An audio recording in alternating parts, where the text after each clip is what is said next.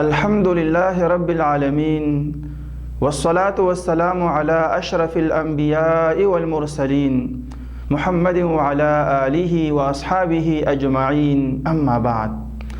زمر دین اسلام عزتمند و محترمو، په نننی درس کې به مونږ د رسول الله صلی الله علیه وسلم سنت طریقه د مړي په دفن کولو کې د الله رب العالمین په توفیق باندې بیانو. نبی علیه السلام به چې کله په یو مړي باندې جنازه وکړه نو د هغې نه بعد به په تلوار باندې دا مړي د قبر په طرف باندې وړو. اکثر به نبی علیه السلام په جنازې پسې پیاده روانو او د حکم کړی دی چې کوم سړی په جنازې پسې په سورلۍ باندې ورځي نو هغه به د کټ نه مخکې کېږي نه، بلکې هغه به جنازې پسې رستو روان او کوم چې پیاده خلک دي نو دا به د جنازې نه مخکې رستو ښي طرف ته او ګس طرف ته دا تللی شي. نبی صلی الله علیه وسلم به حکم کو چې تاسو دا مړي په تلوار باندې قبر ته ورسوئ. نبی علیه السلام به تر هغه وخت پورې په ځمکه باندې نه کېناسته تر څو پورې چې به مړی په قبر کې نه و ایښودلی شوی او دی حکم کړی دی چې په چا باندې جنازه تېره شي او نبی علیه السلام په خپله هم چې په هغه باندې به جنازه تېرېدله او هغه به یو ځای کې ناست و نو د جنازې د هیبت د وجې نه به نبی علیه السلام ودرېده. ځکه د دې مرګ دپاره د دې مرګ د مړي دپاره چې کوم دی نو دا یو قسمه هیبت دی چې انسان اگر که د غیر مسلمه یهودیانو وغیره جنازه به هم وه نبی صلی الله علیه وسلم به ورته پاسېده. نبی صلی الله علیه وسلم سنت طریقه دا ده چې د مړي د دفن کولو نه په 3 اوقاتو کې منع کړې ده. په 3 وختونو کې به نبی علیه السلام مړی په قبر کې نه دفن کو. یو د غروب الشمس د نور د پریوتلو په ټایم کې او یو د نور د راختلو په ټایم کې او دریم د هغه ټایم کې چې کله نور د اسمان په منځ کې د غرمې په ټایم باندې د استوا په ټایم کې په دې 3 وختونو کې به نبی علیه السلام مړی دا نه دفن کوو. سنت طریقه دا چې انسان د مړي دپاره یا لحد وکني او یا چې کوم دی شق وکني. دواړه قسمه قبر کنستل دا جایز دي، لیکن لحد چې کوم دی دا بیا افضل دی. نبی علیه السلام به حکم کو چې د مړي دپاره قبر دا جوور وکنستلی شي او د مړي سر طرف ته خپو طرف ته په دې لحد کې کلاوالی دا راوستلی شي.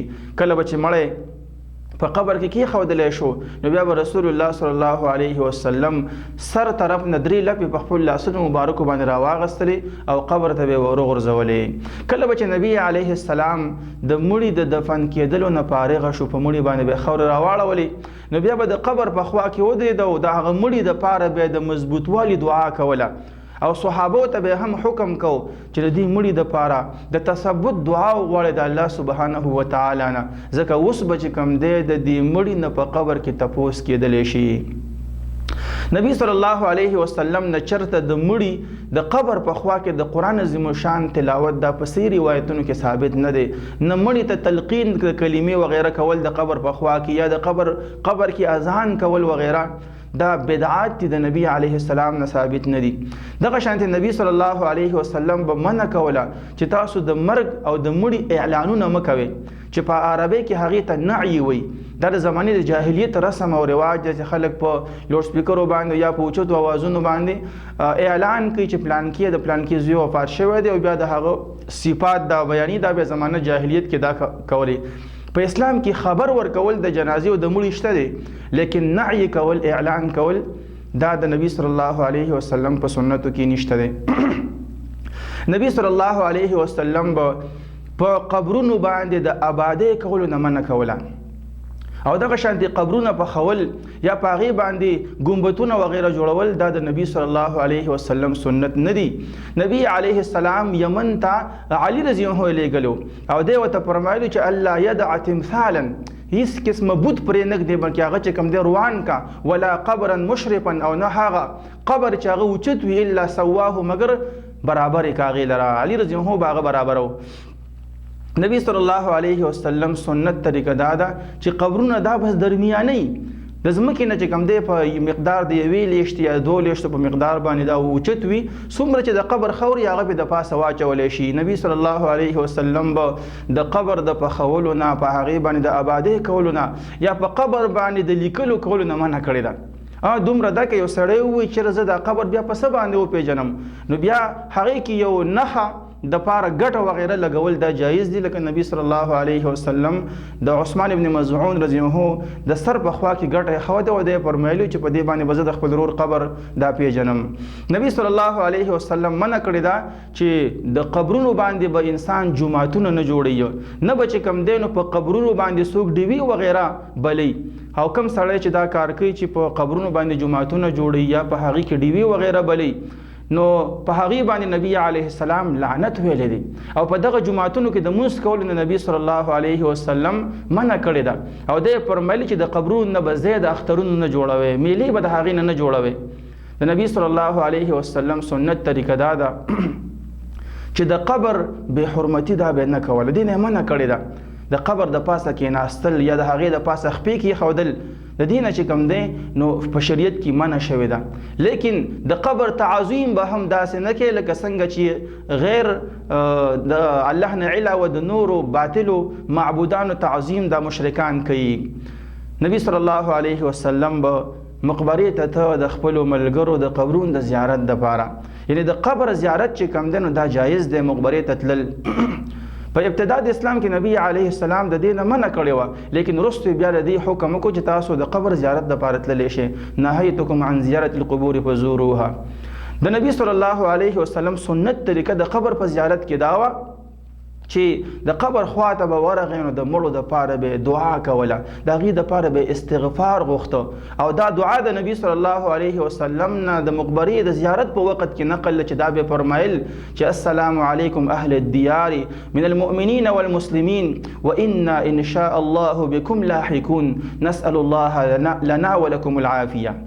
معنی دا چې سلامتیا دی په تاسو باندې ای قبرونو والو، که مؤمنان یو که مسلمانان یې، مونږ هم تاسو پسې زر دی چې که الله غواړي پیوسته کېدونکي یو، او مونږ د الله نه د خپل ځان دپاره او ستاسو لپاره عافیت غواړو چې الله سبحانه وتعالی مونږ او تاسو محفوظ وساتي د هر قسمه عذاب او تکلیف نه.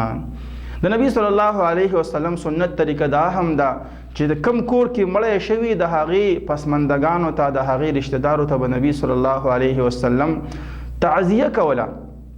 تعزیه دا ده چې ته د یو مړي رشته دار ته چې په هغه باندې غم راغلی دی، پریشانی پرې راغلی ده، ته ورله تسلي ورکړي.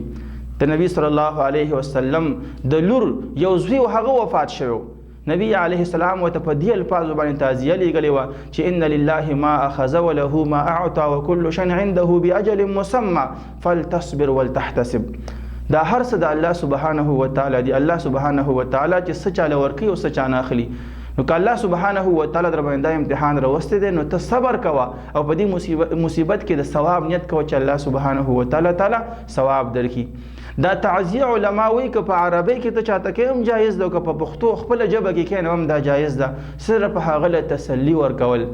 لیکن د نبی علیه السلام نه دا چرته ثابت نه دي چې په تعزیه کې قرآن خلک ولولي، او یا چې کوم دی د قبر خواته ورشي ولته کې قرآن وغیره لولي، یا چې کوم دی دا بار بار لاسونه پورته کول، دا چې د نبی اسلام او د صحابو د سنتو نه دي ثابته په دې طریقه باندې تعزیه کول. نبی صلی الله علیه وسلم به چې چا کرا مړی به شوی په هغه کور کې به خوراک نه کوو، او نه به صحابو ته به هم ویل چې په هغه کور کې د مړي په کور کې خوراک مه کوئ، بلکې عام صحابو ته به حکم کوو چې د هغه مړي د کور والو دپاره تاسو طعام تیار کړئ. اصنعوا لآل جعفر حدیث کې راځي.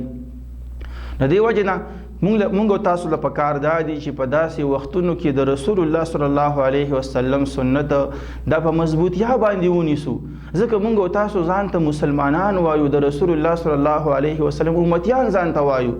نو پکار دا ده چې کله مونږ باندې خوشحالي راشي یا را باندې خفګان راشي چې په دې کې مونږ د رسول الله صلی الله علیه وسلم د سنت اتباع دا ډېر وکړو. وبالله تعالی التوفیق.